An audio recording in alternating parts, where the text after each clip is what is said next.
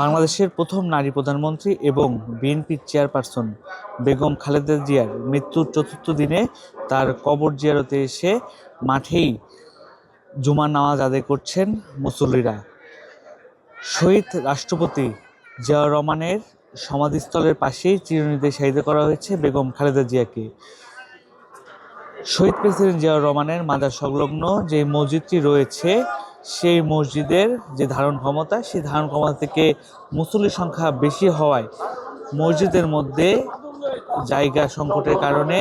মাঠের মধ্যেই নামাজ আদায় করছেন মুসল্লিরা। শুক্রবার হওয়াতে অনেকেই এসেছেন বেগম খালেদা জিয়ার মাজার জিয়ারত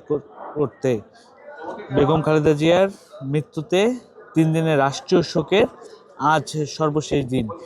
এবং বেগম খালেদা জিয়াকে বুধবার পূর্ণাঙ্গ রাষ্ট্রীয় মর্যাদায় দাফন করা হয় শহীদ প্রেসিডেন্ট জিয়াউর রহমানের সমাধির পাশেই। বৃহস্পতিবার থেকেই আমরা দেখেছি যে সাধারণ মানুষের জন্য কবরস্থানটি খুলে দেওয়া হয়েছে জিয়ারতের জন্য এবং বৃহস্পতিবার থেকেই যথারীতি মানুষ